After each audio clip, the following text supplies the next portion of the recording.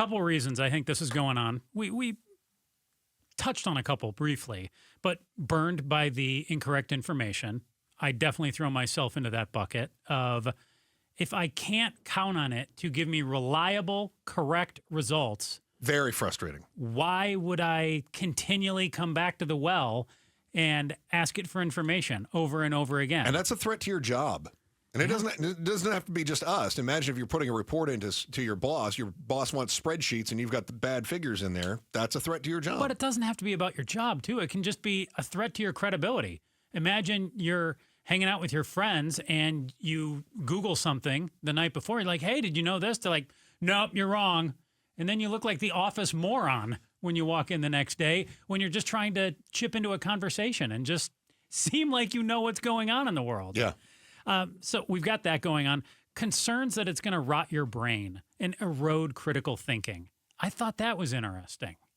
I do too. That I would say I'm about 5 to 10% of that. I wish I could say that that was a lot more of my concern, but I find that it can help me think critically in a number of different ways, that it can speed it up too, but also AI can take a lot of that away. You no longer dig for answers and actually ponder. You just Google every single thing you want to know or Bing it, and it's right there for you. Right. But in fairness, did you come up with that idea or did you read that? I read it.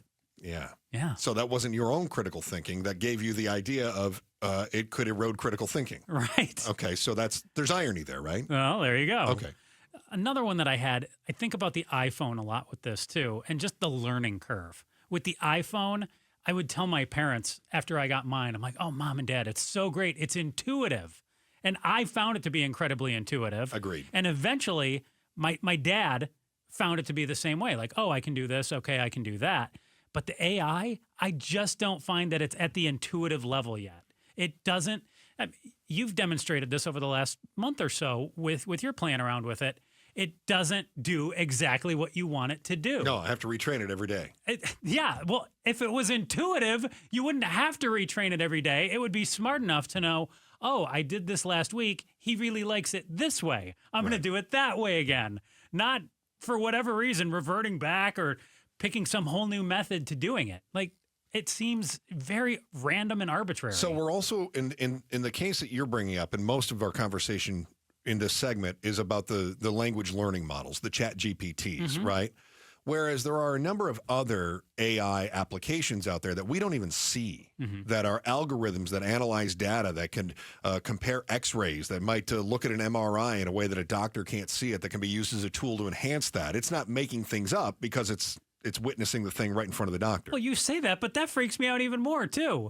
If it's getting a simple statistic wrong and it's now examining an x-ray for a doctor, how do we know that it's looking at that x-ray in a proper way and actually giving the doctor good information? So I think this comes back to, I don't mean this to sound like an insult. This comes back to your naivete.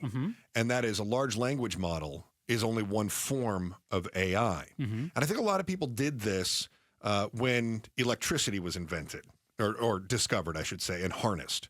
So you had Nikola Tesla, right? And he wanted alternating current. And then you had Thomas Edison, who wanted to use direct current. Now, we still use these two things, AC, DC, right? 12-volt car stereos.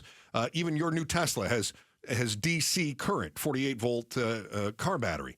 But alternating current is what we plug into the wall.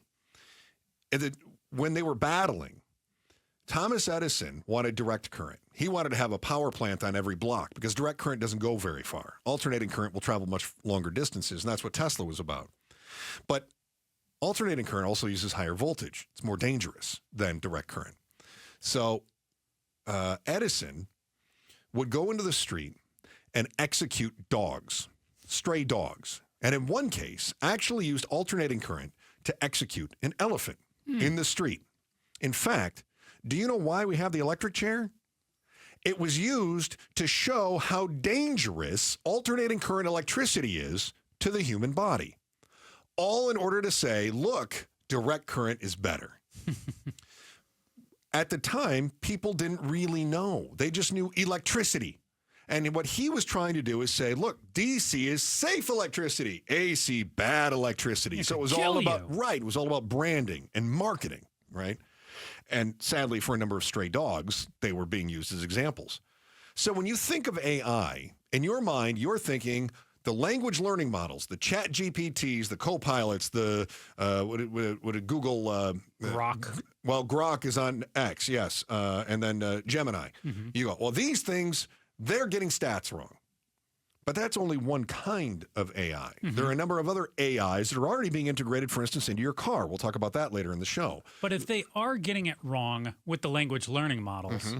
why should I not believe they're getting it wrong in the other ways too? If alternating current is killing an elephant, mm-hmm. why am I to believe that your direct current is not going to make my radio explode in my face and kill my whole family? I would need to see experience. I'd need to see proof that it's not. This is what I would encourage you to reserve your judgment mm-hmm. until you see more proof and understand more about the different types of AI that there are out there. Mm-hmm. Okay. Thank you for allowing me to tell that story. Yeah. I always love the whole, this is why we're executing people story. I think that's a good analogy, though. We just don't know. Mm-hmm. I think that's part of the reason that we're pessimistic and part of the reason that we're hesitant mm-hmm. is because we lack the understanding. Well, I'm applying knowledge from my experience too, and assuming that it applies to all levels of it, right or wrong. Right. But do you know what they say about people that assume? They're geniuses. They're assumers. They're so smart. I wonder if the pessimism that we're feeling is part of an adoption cycle. So I think back to other inventions and imagine the Model T comes out, mm-hmm. okay? The Model T, all of a sudden, people could afford the horseless carriage, right? It was what made it accessible to everyone.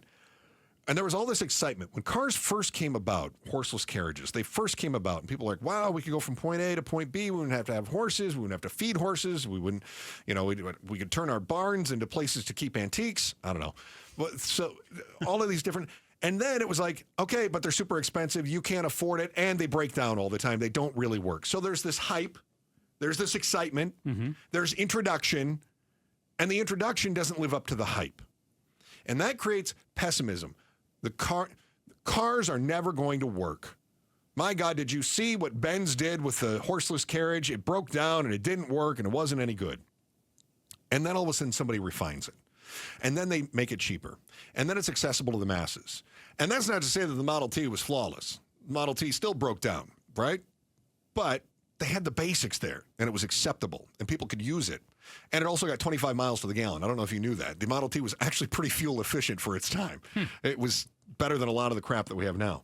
So I wonder if the pessimism is just part of the adoption cycle on any new item. Same thing with EVs. I think we're right now in the early stages of EV adoption, and there's a lot of pessimism. Oh, you can't have an EV. There aren't enough charging stations. Oh, if you have an EV, you can't go on a long trip. If you have, there's all this, it won't work until adoption hits a certain critical threshold. Mm-hmm. And then all of a sudden we go, oh, we've got the kinks worked out. More people are using it. They're used to it. How do you feel about your EV car? It's your first one. You love it. Love it. Yeah. It's great. So I think maybe that's part of the adoption cycle too.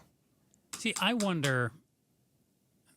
one of my big fears, too, is with the early adoption, are you going to be so much further? And will people who do adopt to it early be way ahead? I don't think so. Or will people like me, who are more resistant to it, based on both stubbornness and hesitancy to change and some of the obstacles that I've run into, or will I be able to just catch right up? You'll catch right up. You think so? I think just like social media, people that didn't want to jump onto social media, businesses that didn't want to start Facebook pages, and then they catch up, and then it's like, okay, now they're doing it. That, to me, is one of the keys for AI, to make sure that, it be like the car for people and the Model T, that, hey, you're just because you were willing to jump on board earlier, it doesn't inherently mean that you can drive better than somebody who jumped on the bus later.